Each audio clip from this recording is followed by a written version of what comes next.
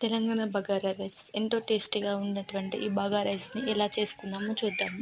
First of all teaspoons మనకు గీ తీసుకున్న తర్వాత మిర్చి వేయండి. ఒక 2-3 వేస్తే సరిపోతుంది. తర్వాత ఆనియన్స్ అనేవి సన్నగా తరుక్కున్న తర్వాత ఒక క్యారెట్ ముక్కను కూడా అలాగే సన్నగా తరుక్కోవాలి. తర్వాత మనకు ఆనియన్ పేస్ట్ అండ్ మిర్చి అండ్ ఆనియన్స్ మొత్తం కలిసేలాగా మిక్స్ చేసుకోవాలి.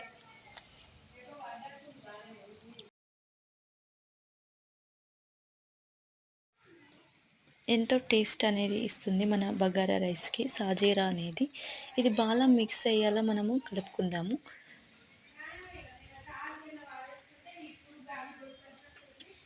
తర్వాత మసాలా ఐటమ్స్ అనేవి అన్నీ కూడా మనము బగారా రైస్ ఇవన్నీ కూడా వేసుకుందాము.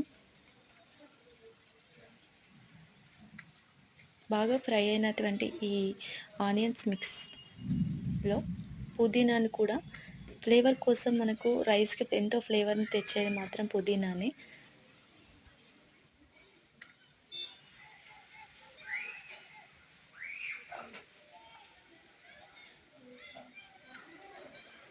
తర్వాత పీనట్స్ వేసుకోండి, పల్లీలను వేసుకోండి. ఇది మన తెలంగాణలో ఎక్కువగా మనకు వేస్తూ ఉంటారు. దీనివల్ల కూడా మనకు టేస్ట్ అనేది ఇంప్రూవ్ అవుతుంది. తర్వాత మనము క్యారెట్ కట్ చేసుకున్నాం కదండి, అది వేయండి.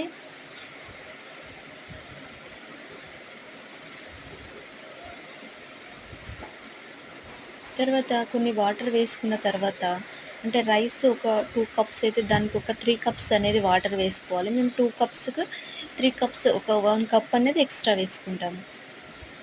మీరు కూడా ట్రై చేయండి.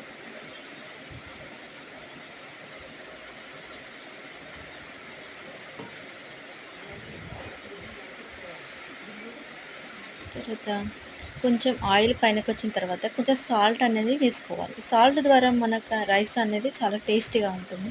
తర్వాత మనం ఫ్రెష్ వాటర్‌లో రైస్‌ని క్లీన్ చేసుకోవాలి. ఎప్పుడైతే అది పొగ వస్తుందో అంటే పొంగుతుందో వాటర్ అనేది, తర్వాత మనం రైస్ అనేది వేసుకోవాలి. అంటే 2 కప్స్ తీసుకున్నాం కదండీ! 3 కప్స్ వాటర్‌లో మనం 2 కప్స్ అనేది వేసుకోవాలి.